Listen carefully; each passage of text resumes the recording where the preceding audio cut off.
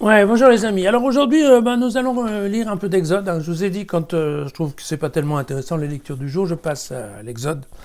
Et ça va se passer là pendant plusieurs semaines au mois d'août parce que les lectures sont pas toujours très intéressantes. C'est souvent du Matthieu qu'on a déjà quand même beaucoup étudié.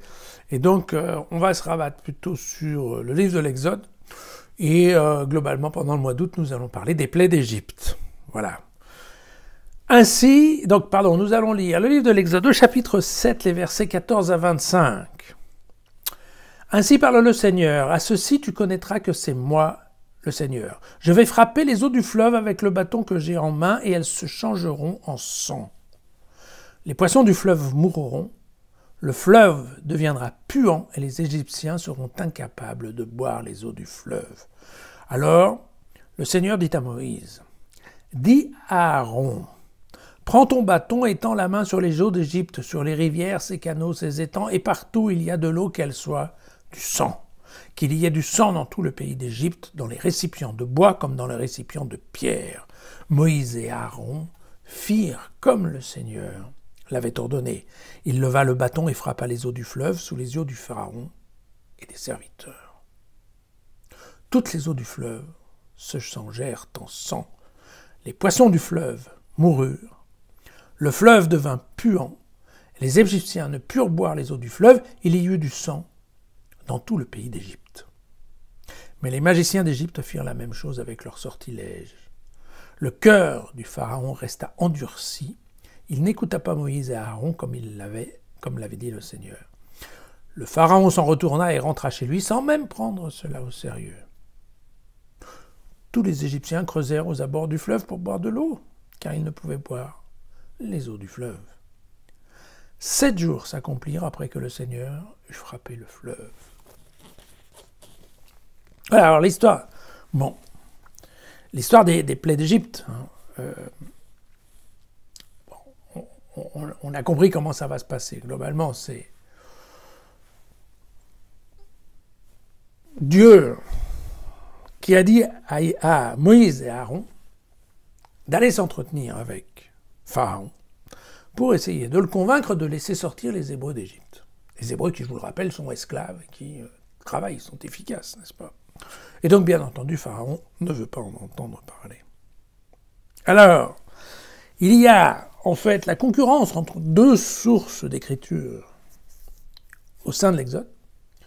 Une première source, plus ancienne, qui est qu'effectivement, Dieu va faire un étalage de signes, de miracles, de prodiges, de telle manière à convaincre, effectivement, Pharaon, que le Dieu des Hébreux est le plus grand des dieux, parce que derrière, c'est du monothéisme qu'il y a.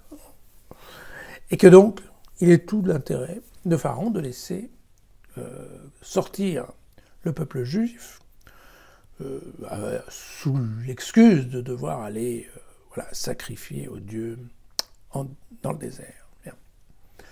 La deuxième source que l'on pense être une source sacerdotale un peu plus tardive, elle est une réécriture, un complément comme d'habitude, du premier jet de l'Exode, de telle manière à dire, non, mais en fait, c'est Dieu qui va endurcir le cœur de Pharaon pour que Pharaon ne soit pas convaincu et qu'ainsi Dieu ait l'opportunité de montrer à tous la puissance de ses prodiges. Et de telle façon à démontrer qu'effectivement, le Dieu des Hébreux est le plus grand Dieu du monde. Vous voyez ? Bon. Donc on va trouver sans arrêt cette compétition entre les deux options. Alors, on avait déjà vu un signe au passage précédent, vous vous souvenez, l'histoire du bâton, on jette le bâton par terre et le bâton devient serpent, puis on le reprend dans la main et il redevient bâton. Vous vous souvenez de ça? Mais manque de peau, Pharaon est accompagné de ribambelle de magiciens qui ont fait à peu près la même chose. La seule différence, c'est qu'effectivement, le serpent bâton ou bâton serpent d'Aaron a mangé les autres, mais sinon, globalement, il a réussi à faire la même chose. Là, nous en sommes au deuxième signe, qui va être de transformer l'eau du fleuve en sang, et eh bien, effectivement, les autres font pareil. Alors, de quoi s'agit-il? En fait, il s'agit d'un phénomène qui est connu en Égypte, hein, qui est qu'au début de la crue du Nil, le fleuve, en fait, reçoit énormément de rivières et d'autres affluents qui viennent absolument chargés, en fait, de limon. Et ce limon est d'une couleur orangée rouge.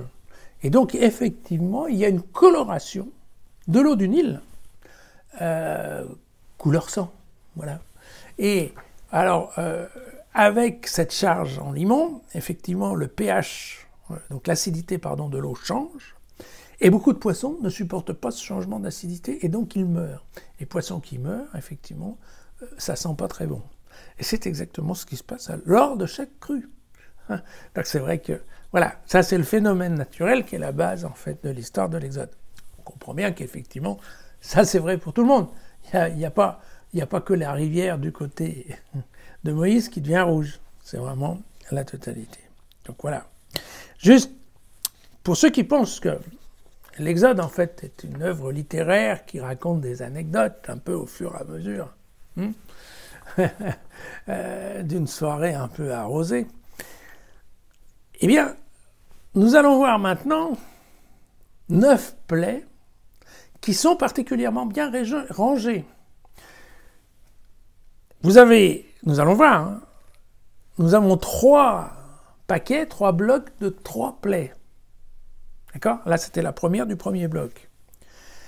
Chaque première plaie dans chaque bloc démarre tôt le matin dans une conversation avec le pharaon, si possible au bord de l'eau. Ça, on le retrouve les 3 fois. La deuxième plaie, il y a toujours une conversation avec le pharaon, mais c'est ni le matin, et la plupart du temps, c'est pas au bord du Nil, c'est dans son palais. Et puis, dans la troisième série des plaies, là, il n'y a pas du tout de rencontre avec les pharaons. Et vous voyez qu'en fait, tout est bien rangé. Hein. Et donc, on a bien... il y a eu tout d'abord le signe du bâton serpent. Nous allons voir maintenant 9 plaies. Et puis, nous aurons une autre, alors la 11e, si on veut bien, qui sera après cette série des 9 plaies. D'accord? Voilà. Donc, en fait, c'est quand même quelque chose qui est censé, qui est structuré. Voilà.